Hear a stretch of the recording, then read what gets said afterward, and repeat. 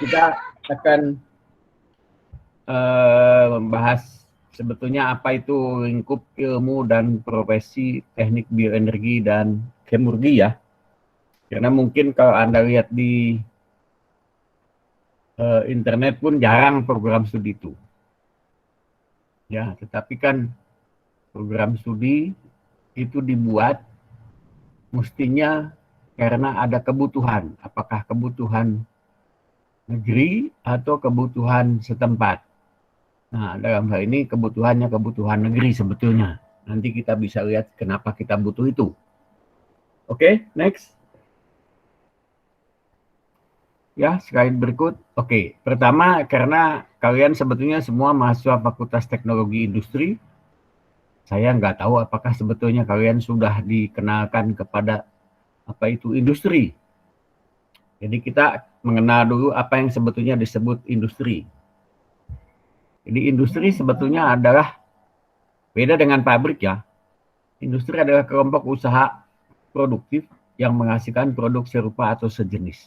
Jadi industri sepatu misalnya, industri gula, industri perbankan, industri asuransi, industri perhotelan, industri pariwisata, itu. Nah, jadi ada dua kata, produk serupa. Apa itu produk? Produk adalah barang atau jasa, jadi bisa berupa benda atau jasa yang punya nilai ekonomi dan ditawarkan oleh suatu perusahaan.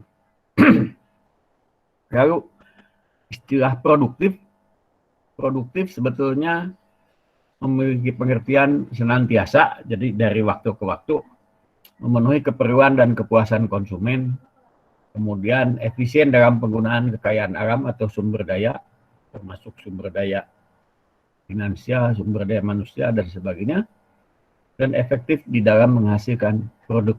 Itu istilah sekitar industri. Oke, berikutnya. Nah, industri sebetulnya selalu pertama mensumberdayakan kekayaan alam. Jadi menjelmakan atau mentransformasi kekayaan alam menjadi sumber daya. Apa yang disebut kekayaan alam itu bisa bahan mentah, ya, jadi mencakup bahan mentah, teknologi, manusia, uang, barang modal, dan informasi. Jadi ada industri yang mentransformasi informasi ya menjadi lebih bernilai tambah, itu ada. Lalu pasti menghasilkan produk yang ada konsumen yang butuh. Ya, dan yang ketiga, industri itu akan mendatangkan kekayaan dan kesejahteraan bagi perusahaan sendiri, dan paling sedikitnya sebagian masyarakat. Sebagian itu biasanya pemegang saham atau yang punya industri ya. Lalu apa yang disebut berbudaya industrial itu sebetulnya ada berbudaya produktif. Ya, masyarakat industrial adalah masyarakat yang berbudaya produktif. Ya.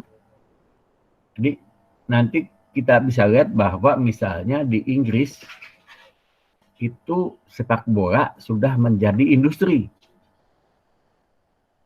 Di Indonesia belum. Kenapa? Nah, karena kompetisi sepak bola di Inggris atau di Eropa itu sudah memenuhi syarat-syarat yang diterapkan tadi, memuaskan konsumen, mendatangkan kekayaan, kesejahteraan bagi perusahaannya, bagi klubnya, bagi pemegang sahamnya, dan seterusnya. Di Indonesia saya kira masih menuju perjalanan ke sana. Ya, jadi saya juga bisa mengatakan bahwa dunia pertanian Indonesia itu sebetulnya mungkin masih belum berbudaya industri. Ya, masih berbudaya pertanian, pertanian yang sepenuhnya berbasis sumber daya alam. Oke, terus ya kan slide-nya. Nah, sebenarnya industri itu akan memenuhi berbagai industri itu memenuhi 10 kebutuhan dasar manusia. Ya, Dan 10 itu adalah pangan, energi, pemukiman dan peralatan rumah tangga, sandang, termasuk kosmetik, parfum, perhiasan, jadi semua yang disandang, kesehatan dan pengobatan, pendidikan, transportasi, komunikasi, keamanan dan pertahanan, lalu yang ke-10, olahraga, hiburan, dan rekreasi atau pariwisata. Orang bisa bertanya, agama ada di mana? Agama itu adanya di pendidikan sebetulnya. Nah, orang sebetulnya beragama itu pendidikan sepanjang hayat juga.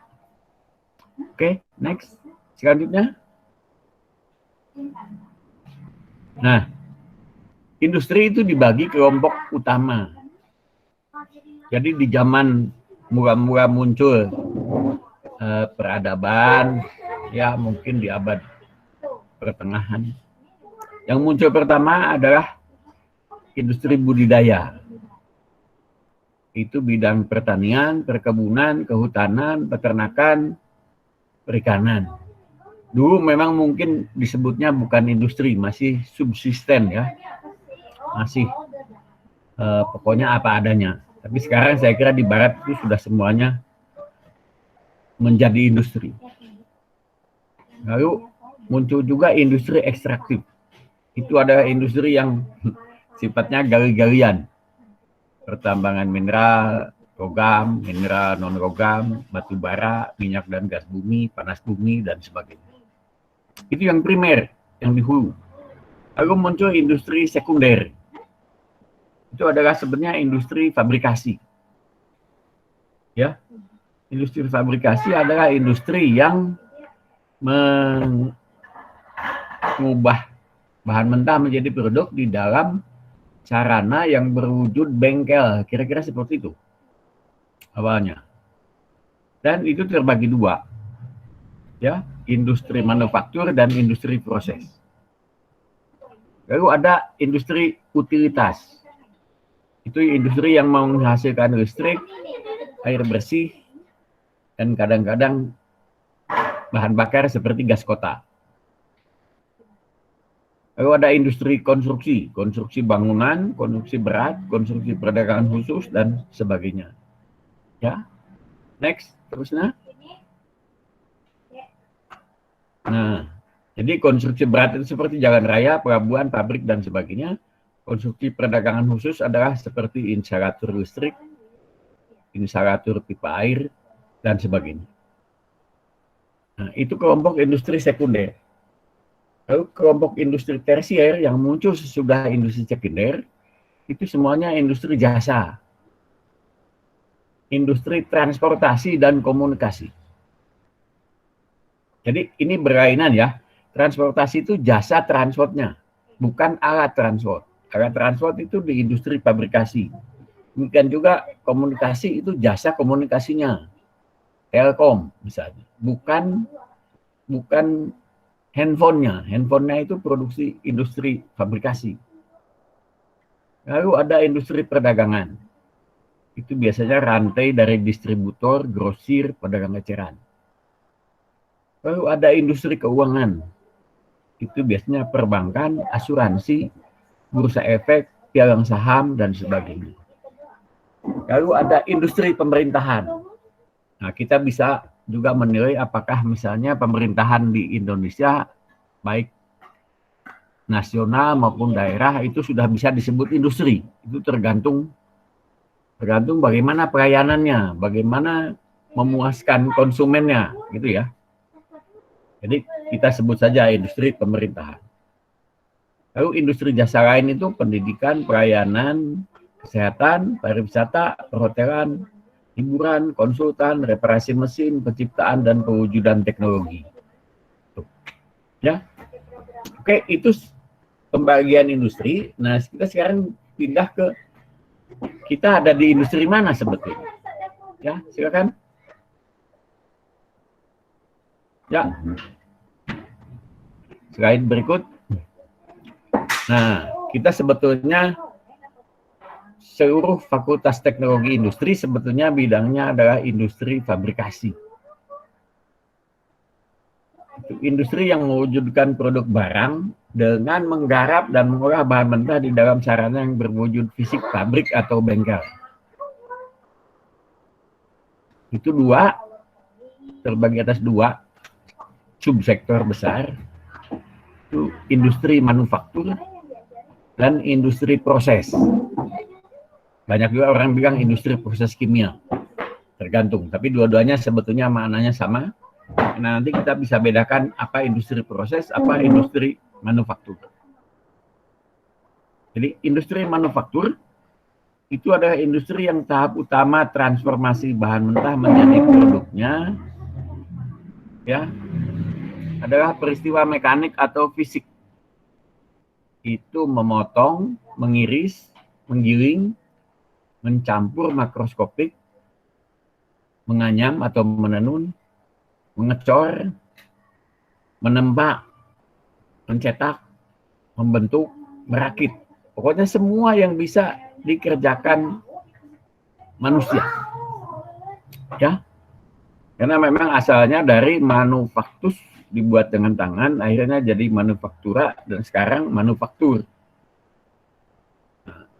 Jadi beda antara pengertian teknis benar dari manufaktur di dalam ilmu teknik dengan manufaktur bahasa awam. Kalau bahasa awam itu semua industri fabrikasi disebut manufaktur.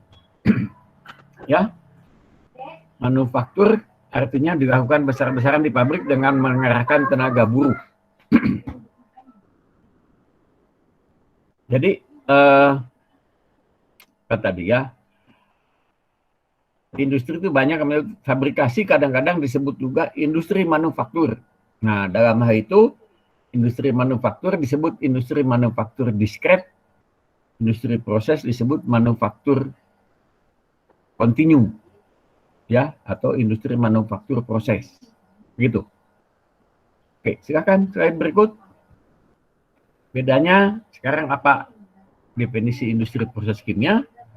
Itu adalah industri yang tahap-tahap utama transformasi bahan mentah menjadi produknya adalah proses kimia. Proses kimia itu bisa reaksi kimia dan atau peristiwa kimia fisik. Apa yang disebut peristiwa kimia fisik? Itu adalah pencampuran molekuler bahan yang rumus dan struktur molekulnya berlainan. Jadi berbeda antara pencampuran ini molekuler, misalnya alkohol kita campur dengan air, ya, atau apa, Coca-Cola dicampur Sprite, rasanya jadi aneh. Ya, nah, beda dengan pencampuran misalnya pasir dengan kapur, pencampuran tanah dengan lempung. Beda, itu pencampuran makroskopik namanya, bukan pencampuran molekuler atau mikroskopik. Ya, lalu yang termasuk peristiwa kimia fisik adalah penguapan, penyubliman, pengembunan, pembekuan, dan pengkristalan bahan, terutama yang berkomponen lebih besar dari satu. Kalau komponennya cuma satu, biasanya kita bersinggungan atau overlaps, ya, berhimpit dengan mesin. Teknik mesin konversi energi biasanya. Itu menangani juga penguapan, penyubliman, pengembunan, pembekuan, pengkristalan bahan, terutama yang komponennya cuma satu. Lalu pemisahan larutan. Larutan homogen maksudnya, kayak alkohol dengan air dipisah menjadi alkohol dan air. Ya, bensin dan toluen dipisah menjadi toluen dan bensin. Oke, next. Selanjutnya, ini adalah diagram sebenarnya transformasi sumber daya alam menjadi produk-produk kebutuhan peradaban manusia. Jadi yang di atas itu bagaimana berbagai jenis sumber daya alam diolah oleh industri, sebetulnya pertama-tama ditingkatkan oleh industri budidaya dan industri ekstraktif. Ya, baru sudah itu muncul industri proses kimia dan industri hilir. Jadi industri proses kimia itu yang di sana disebut industri penghasil zat kimia dasar, penghasil zat kimia antara, penghasil zat kimia fungsional, dan industri proses. seluruh industri itu melayani kebutuhan pasar akhir, yaitu kebutuhan konsumen. Seperti yang saya sebutkan tadi, ada 10 kebutuhan dasar manusia. Oke, lanjut. Nah, sekarang kita bicara apa itu teknik kimia. Ada teknik kimia, ada teknik mesin, teknik fisika, teknik elektro sebetulnya. Nah, apa itu teknik kimia? Sebenarnya teknik kimia adalah ilmu, ya. Kalau sebagai suatu ilmu, teknik kimia adalah ilmu tentang proses kimia berskala komersial dan tentang sarana pelaksananya juga. Ilmu tentang proses kimia berskala komersial dan ilmu tentang sarana pelaksana proses kimia berskala komersial. Apa itu yang disebut proses kimia berskala komersial?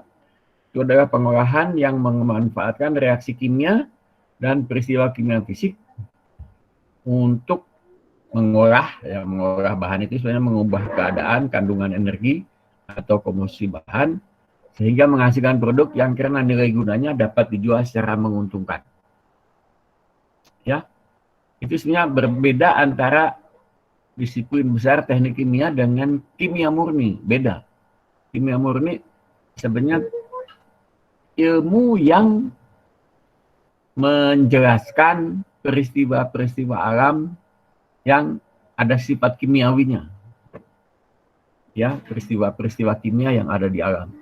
Kalau kita memanfaatkan pengetahuan itu untuk melakukan proses yang ada pengertian komersialnya, pemanfaatan komersial dari proses kimia yang ada. Nah, landasan dari teknik kimia adalah matematika, fisika, dan kimia, serta juga nanti kita tahu mikrobiologi. Ya, sedangkan penuntun dalam praktek adalah ilmu ekonomi. Anda akan belajar juga nanti sebagian ekonomi dan hubungan kemanusiaan. Hubungan kemanusiaan tidak perlu di dalam kuliah karena Anda toh juga berkomunikasi satu sama lain di dalam pergaulan, akhirnya bisa juga berhubungan dengan manusia lain. Terus, ya, slide berikut. Nah, tadi teknik kimia sebagai satu ilmu. Sekarang kita beralih ke teknik kimia sebagai profesi teknik. Ya, karena itu ada Badan Kejuruan Kimia Persatuan Insinyur Indonesia. Ada Badan Kejuruan Elektro Persatuan Insinyur Indonesia. Ada Badan Kejuruan Mesin. Ya. Nah, itu profesi di situ ya. Apa itu teknik kimia sebagai profesi? Itu adalah profesi teknik yang memiliki misi menelaah, menghimpun, menumbuh kembangkan, serta menerapkan metode-metode penyelesaian masalah kerekayasaan yang timbul di dalam kegiatan penelitian, pengembangan, perancangan, dan pengoperasian proses kimia berskala komersial. Ya, yang penting di situ adalah masalah kerekayasaan. Ya, yang gedenya. Nanti masalah ekonomi, masalah itu ada orang ekonomi, ada orang sosial yang bisa terlibat. Tapi yang masalah kerekayasaan itulah bagian dari teknik kimia. Nah, di antara semua profesi teknik, ya, profesi teknik kimia yang paling bertanggung jawab di dalam mengolah kekayaan atau sumber daya alam guna meningkatkan nilai tambah. Jadi sebetulnya tambang itu mengeluarkan bahan tambang dari dalam tanah. Teknik perminyakan itu mengeluarkan minyak dengan sumur-sumur, menggalinya naik ke atas bumi, permukaan bumi. Nah, tapi yang bertanggung jawab mengolah, menaikkan nilai tambahnya benar-benar itu adalah sebetulnya profesi teknik ini. Nah, karena kita bertanggung jawab terhadap mengolah kekayaan atau sumber daya alam, maka gambar berikutnya kita lihat sebetulnya ada berbagai sumber daya alam. Ya kan? Ya. Nah, jadi sumber daya alam kita bagi menjadi sumber daya alam mineral, sumber daya alam hayati sebetulnya. Tapi secara umum kita sebut sumber daya nabati, karena yang hewan, hayati itu nabati dan hewani. Tapi yang hewani itu kan tidak hidup kalau tidak memakan yang nabati. Jadi cukup disebut sumber daya nabati saja, karena hewani pun turun dari nabati sebetulnya. Kita kalau nggak makan yang asalnya nabati ya, kita makan hewan, makan tapi kan hewan juga makan daun. Pokoknya sumber pangan itu sebetulnya semua nabati yang bisa melakukan fotosintesis ya. Nah, mineral jadi ada mineral organik, ada mineral anorganik, mineral logam, anorganik logam, organik non logam. Tuh, lalu ada sumber daya nabati itu yang bisa non pangan, pemanfaatannya untuk non pangan, non food dan pangan. Nah, sebetulnya teknik pangan itu berurusan dengan pengolahan sumber daya nabati untuk keperluan pangan.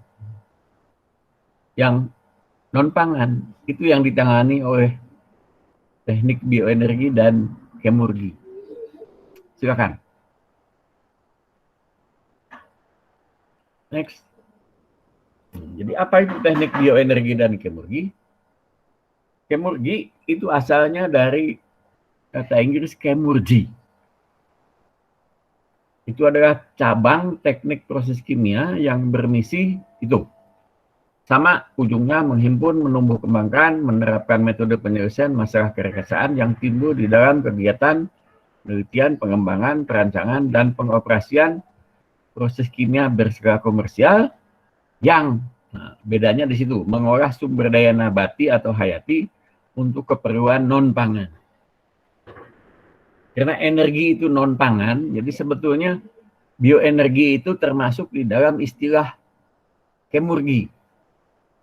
Cuma kalau program studi ini dinamakan dinamakan program studi kemurgi saja, itu masyarakat belum kenal istilah kemurgi itu apa. Jadi kita namakan dulu teknik bioenergi dan kemurgi. Jadi sebetulnya secara singkat, kemurgi adalah cabang teknik proses kimia yang berkenaan dengan pengolahan sumber daya nabati untuk keperluan non-pangan. Itu ya. Lalu apa itu bioenergi? Bioenergi adalah energi yang diperoleh atau diturunkan atau dibangkitkan dari biomasa. Apa yang disebut biomasa? Biomasa adalah bahan organik yang berumur relatif muda. Umur relatif muda itu maksudnya untuk membedakan dari bahan organik yang umurnya sudah sangat tua, yaitu minyak bumi, batu bara, gas bumi, ya itu. Jadi berbeda, itu namanya mineral organik. Mineral organik itu bahan organik yang umurnya sudah sangat tua. Ya, dan biomasa itu berasal dari tumbuhan atau hewan. Oke, terus?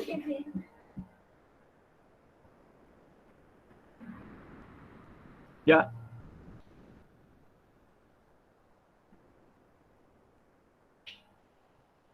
Slide berikut. Nah, sebetulnya mengapa teknik bioenergi dan kemurgi itu sangat dibutuhkan di Indonesia? Jadi sebetulnya sekarang dunia itu sedang beralih atau bertransisi dari perekonomian berbasis fosil, ya, fossil based economy, yaitu perekonomian masyarakat yang hampir sepenuhnya bergantung pada sumber daya fosil untuk penyediaan energi dan bahan mentah industri. Jadi abad 20 itu sangat bergantung kepada fosil, terutama minyak bumi. Itu abad minyak bumi. Minyak bumi yang ditemukan tahun 1850-an sudah hampir habis dalam tempo kira-kira abad 20 saja, ya. Jadi kita sekarang sudah sangat kekurangan. Nah, menuju ke perekonomian berbasis nabati. Bio-based economy. Itu perekonomian atau masyarakat yang bertumbuh pada sumber daya nabati atau hayati untuk penyediaan tidak hanya pangan dan pakan, melainkan juga energi dan produk-produk industri. Ya, jadi dari abad 20 ke 21 itu akan terjadi perubahan besar. Karena misalnya, silakan terus slide-nya. Nah, di abad 20 itu, industri budidaya itu ke sektor energi seolah-olah hanya memasok kayu bakar saja. Dan itu sebetulnya penggunaan kayu atau penggunaan bahan namanya jerami, kayu sebagainya itu paling primitif. Energi itu kan datangnya dari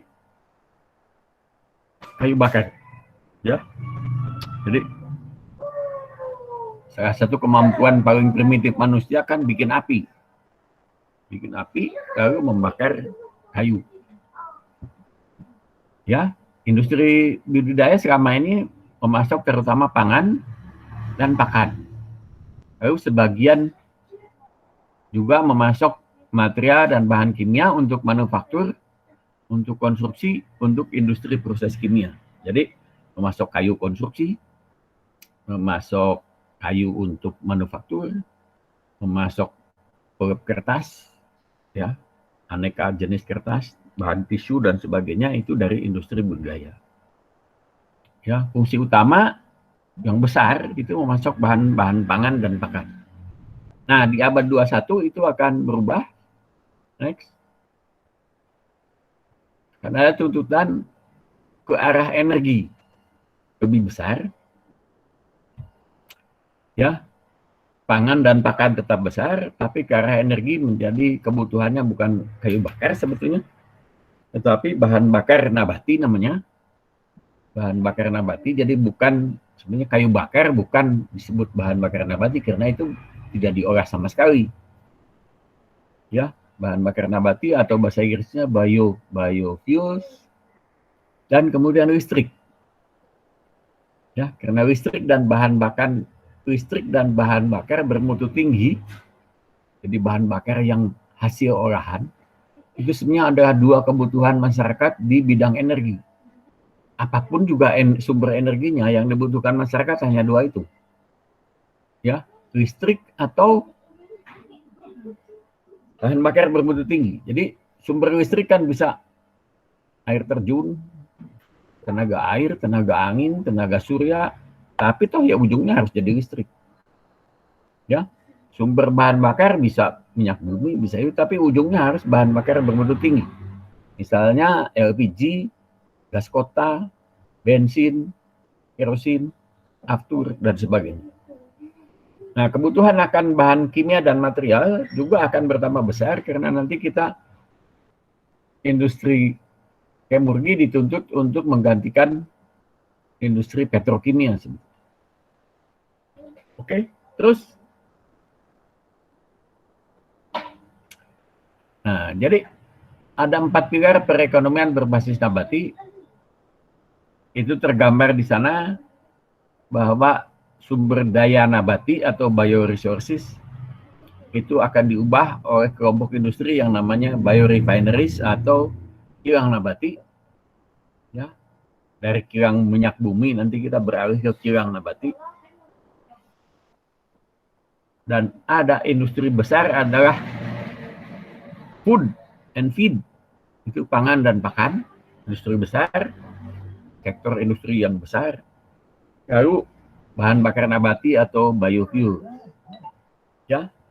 Sedangkan dua pilar pelengkap itu adalah listrik biomasa, bio-based electricity, dan produk kimia berbasis material nabati.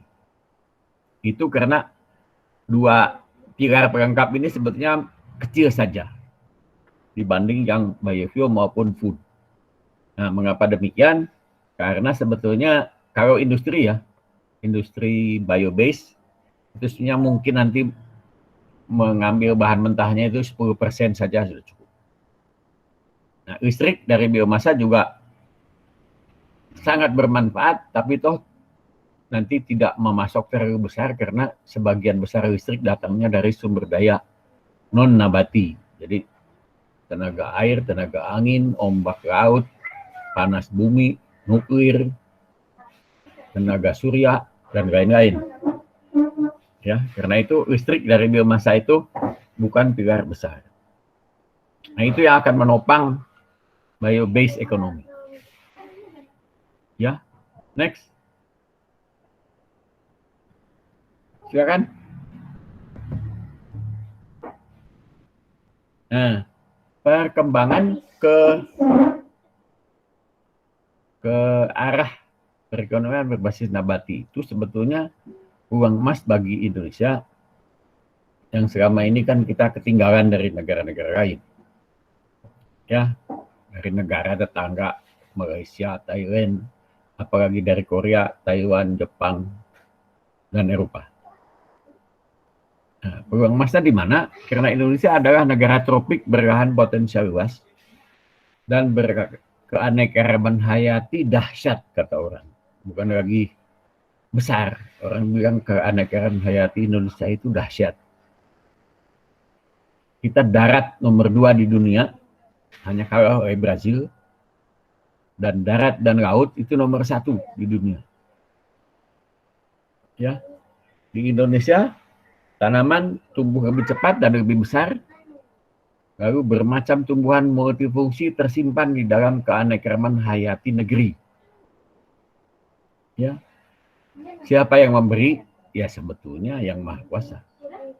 Jadi sebetulnya itu kekayaan alam yang besar itu nikmat yang Maha Kuasa dan harus kita manfaatkan semaksimal mungkin sebetulnya. Itu kesalahan kita di masa lalu. Ya, jadi kita berpotensi besar menjadi pusat biobased ekonomi dunia, sehingga peluang yang dibuka pergerakan dunia ke arah biobased ekonomi harus dimanfaatkan semaksimal mungkin. Jangan sampai kita gagal ketinggalan, tertinggal dari negara tetangga maupun negara yang jauh. Ya, kita mestinya menjadi pelopor di situ, pemimpinnya. Nah, kalau pemimpin itu kan seperti pelopor atau pemimpin itu seperti pembalap juara nomor 1 ya. Nah, kalau pembalap juara nomor 1 itu tidak pernah melihat ada pembalap lain di depannya. Nah, itu jadi artinya bangsa yang selalu bertanya, sudahkah ada bangsa lain atau orang lain yang melakukan ini? Itu pasti tidak akan jadi nomor 1. Karena dia selalu melihat sudah ada contoh belum. Ya, nah, sedangkan bangsa yang pelopor itu nanti dia yang membuat contoh. Jadi itu yang harus dicamkan kita sekalian. Nah, kebetulan juga sekarang memang 2020 ini industri bioenergi terutama bahan bakar nabati atau BBN sudah mulai berkembang baik di dalam negeri, bahkan kita sebetulnya salah satu yang paling depan, kita dan Brazil. Ya. Nah, mengenai nikmat yang Maha Kuasa itu tadi, kekayaan alam, jadi sebetulnya kita itu termasuk bangsa yang menurut para ekonom makro ya, itu bangsa yang terkena kutukan sumber daya. Bangsa yang terkena kutukan sumber daya itu maksudnya adalah bangsa yang sumber daya alamnya besar, kekayaan alamnya besar atau luar biasa, tetapi malah pembangunannya tertinggal. Nah, dan itu kesalahannya di mana? Kesalahannya karena sebetulnya kita mengingkari nikmat dari Yang Maha Kuasa. Nah, kita sekarang bicara contoh yang nyata. Tadi kan kita bicara mengenai sebenarnya lingkupnya apa. Nah, kita bicara sekarang bagaimana mendesaknya kebutuhan pengembangan teknologi dan industri bahan bakar nabati di Indonesia. Ya, silakan. Silakan. Nah, ini gambar kurva yang bergerak ke atas adalah impor hasil minyak bumi. Jadi minyak bumi dan bahan bakar minyak. Yang merah yang terus melorot ke bawah adalah ekspor. Ya, ekspor. Jadi selalu ada impor, selalu ada ekspor. Jadi misalnya saja begini, kalau orang menemukan minyak bumi di dekat Australia, daripada dibawa ke Jakarta, jual saja ke Australia. Atau jual di dekat Irian, jual ke Papua Nugini boleh. Nah, kita yang dari Jakarta beli dari yang tempat yang lebih dekat, yang biaya angkutnya lebih murah. Karena itu selalu ada impor dan ekspor. Nah, yang penting adalah beda antara impor dan ekspor. Karena kalau impor jauh lebih besar daripada ekspor, kita menghabiskan devisa negara. Ya, jadi kelihatan di situ bahwa impor itu makin lama makin jauh meninggalkan ekspor. Akibatnya itu menguras negara, menguras devisa negara. Ya. Dan ini terutama membuat nanti neraca perdagangan negara defisit berat kalau harga minyak bumi di atas $60 per barel. Memang sekarang di zaman COVID ini minyak buminya sendiri turun karena nggak ada yang pakai. Ya. Next. Jadi sebetulnya netnya itu sebetulnya Indonesia sudah tahun 2004 kita persis itu net importir sebetulnya. Ya. Silakan. Nah, ayo. Nah, jadi sejak tahun 2006 kita sudah mengembangkan bahan bakar yang namanya biodiesel. Apa itu? Bahan bakar mesin diesel yang berupa ester metil asam lemak, ya, EMA singkatannya, atau fatty acid methyl ester dalam bahasa Inggris dan disingkat FAME. Itu sebetulnya produk yang dibuat dari minyak lemak nabati dengan proses namanya transesterifikasi dengan metanol atau metanolisis. Karena itu ada nama gugus metil di sini.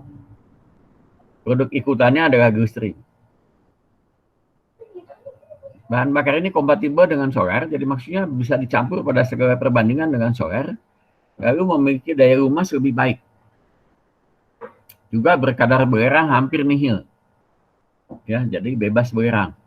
Sesuatu yang sangat baik untuk lingkungan. Lalu istilah yang sekarang ada di Indonesia adalah BXX, itu adalah campuran XX% biodiesel dengan 100 kurang XX% solar. Jadi contohnya kita B5 itu 5% biodiesel di dalam solar. B20, B100 artinya biodiesel murni. Nah, biodiesel itu sudah efektif memperbaiki kualitas emisi kendaraan diesel pada level B2 atau lebih. 2% atau lebih. Nah, kita di Indonesia sudah menggunakan biodiesel mulai 2006. Ya, itu levelnya B5. Lalu mengalami masa pasang surut karena negara tidak memperhatikan dengan serius. Meningkat menjadi B10 tahun 2014. Meningkat menjadi B20 di tahun 2016. B30 di tahun 2020 itu salah ya, tahun 2020. Kita bahkan targetnya mungkin 2021 atau 2022. Sekarang sedang dipelajari dengan baik apa bisa atau tidak B40 di tahun 2021 atau 22. Next.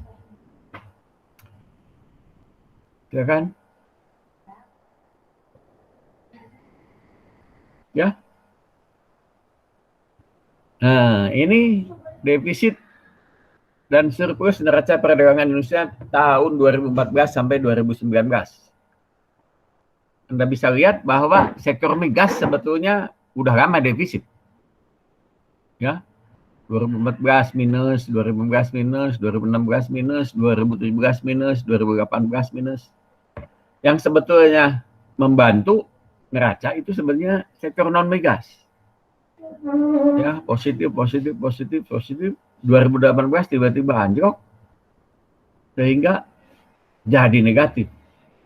Ya, karena negatifnya sektor non migas lebih besar dari positifnya sektor non migas. Dan itu tahun 2018 adalah minus 8,7 miliar US dollar. Bayangkan aja berapa tuh, 1 US dollar kan 14.000. Ya, 8,7 miliar US dollar berapa? Nah, padahal itu sudah ditolong dengan penggunaan biodiesel.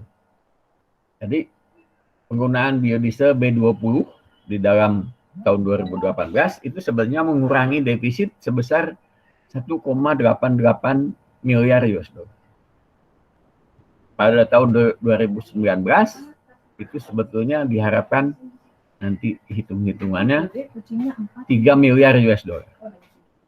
Tapi sekalipun demikian, neraca yang negatif itu menggambarkan bahwa kita harus menggenjot kembali ekspor non-migas, tapi yang lebih penting lagi adalah tugas di sektor migas, tekan dan kurangi impor migas supaya negatifnya tidak besar. Oleh karena itu perlu ada BBN selain biodiesel. Ya. Oke. Terus?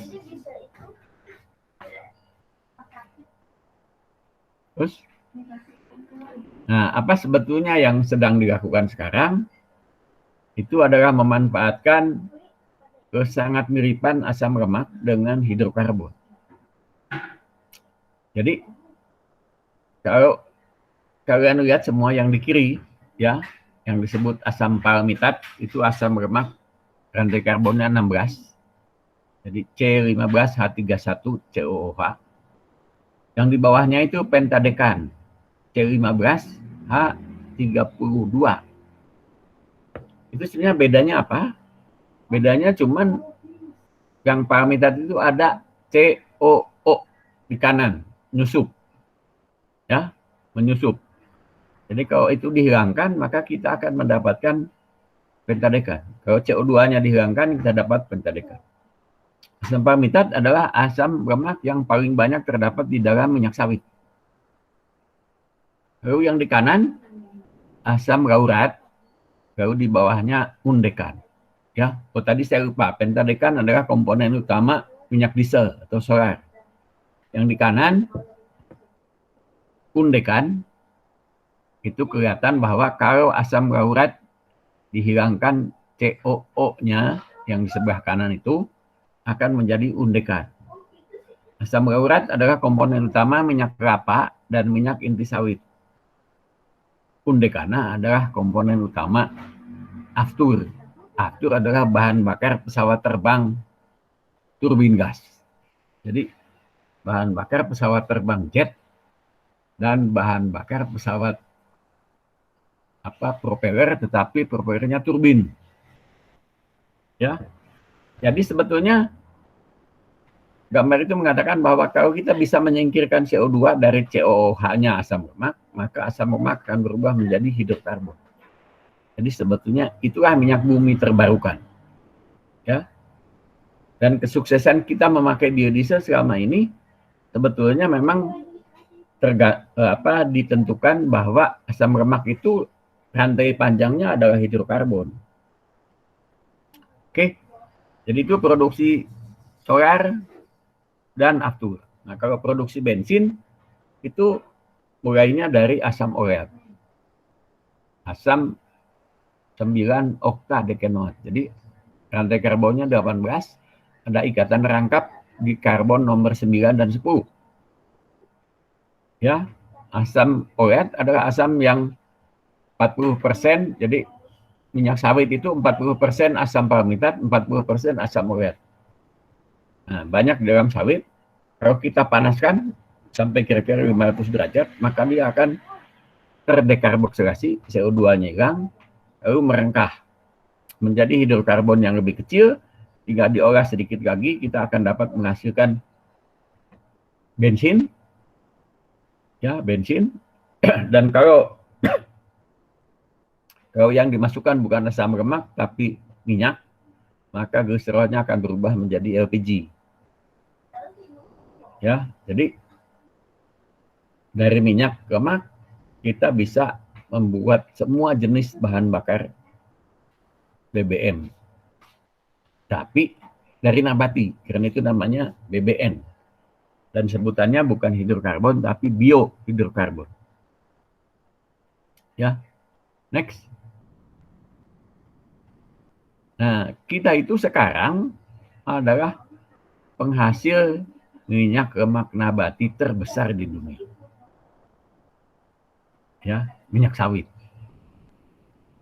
Jadi tahun 2018 saja kita itu memproduksi sekitar 43 juta ton minyak sawit mentah dan 3 juta ton minyak inti sawit mentah. Ya, jadi buah sawit itu menghasilkan minyak dari sabut dan dari daging, yang besar dari sabutnya. Ya, kalau kita lihat kelapa, kelapa itu sabutnya nggak ada minyaknya. Kelapa itu minyaknya di dagingnya. Ya, kalau sawit yang banyak itu di sabutnya. Nah, 46 juta ton minyak lemak itu kira-kira ekivalen dengan 750 ribu BBM barel per hari BBM. Banyak sekali jumlah, ya, tapi belum cukup. Karena kita sekarang impornya saja 750 ribu, 800 ribu barel. Dan pasti akan naik. Tentunya kita tidak bisa menggunakan semua minyak sawit jadi BBM, karena minyak sawit kan sebetulnya dibutuhkan untuk makanan. Jadi kita harus menyisihkan bagi sedikitnya 1/4 produksi minyak sawit kita untuk sektor pangan dalam negeri. Tidak bisa semuanya. Ya, 43 juta ton itu banyak loh. Kita nomor 1, Malaysia yang nomor 2. Nomor 2 itu Malaysia, penghasil minyak sawit atau minyak terbesar di dunia. Malaysia itu kira-kira 26 juta. Ya. Jadi di situ ada keperluan sebetulnya kita meningkatkan produk kita sawit per lahan per hektar. Sawit kita sekarang rata-rata 4 ton per hektar per tahun. Sedangkan Malaysia sudah mencapai 6. Ya. Jadi kita harus tingkatkan. Pohon sawit itu potensinya sampai 12 ton per hektar. Jadi harus kita realisasikan di situ. Samping itu kita harus juga itu memanfaatkan pohon-pohon yang sebetulnya banyak sekali terdapat. Itu yang tadi saya bilang dikasih nikmat tetapi tidak dipakai. Jadi pohon penghasil minyak lemak yang belum atau kurang dimanfaatkan. Kelapa, kelor, sekarang mulai terkenal kelor, moringa oleifera, pongam, nyamplung, kesambi, apok, dan lain-lain.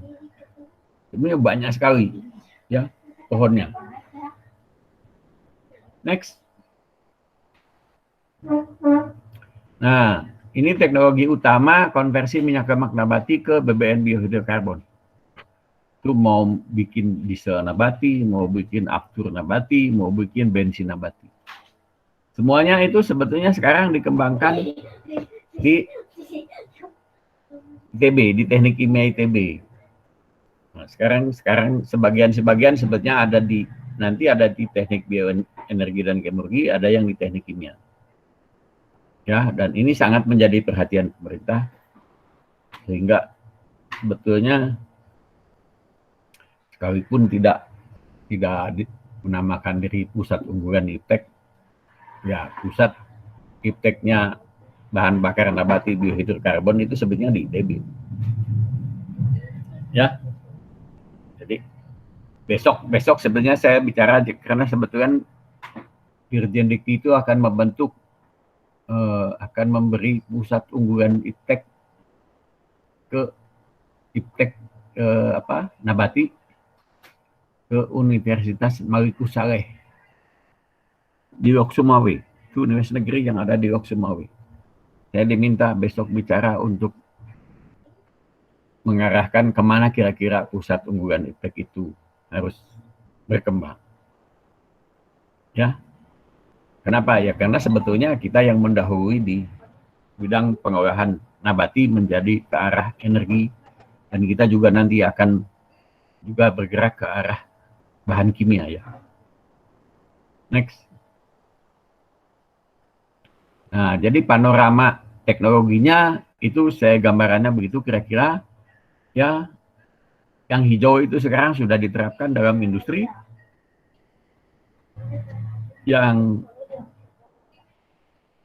kuning itu sudah dalam bentuk pabrik percobaan.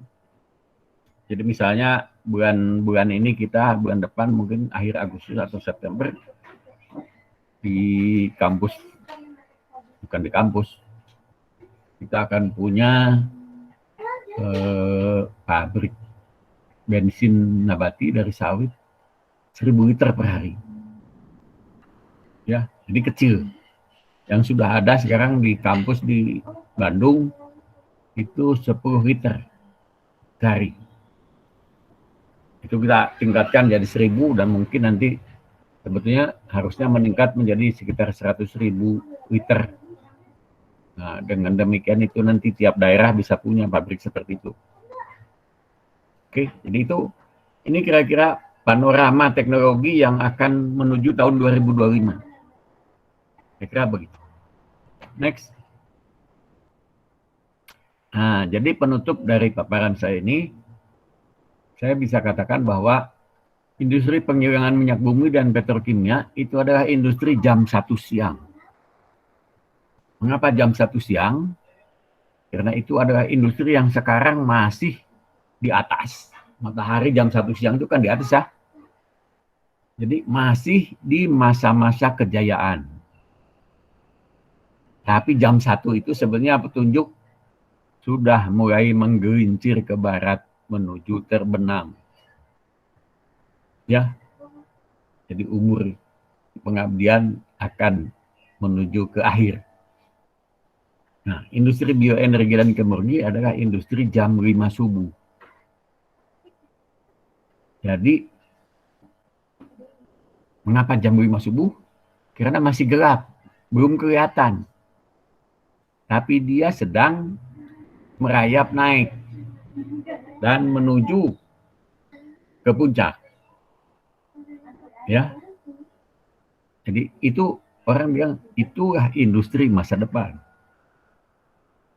Ya, karena itu perlu disediakan dan dipersiapkan sumber daya insani. Beda dengan saya tidak menyebut sumber daya manusia.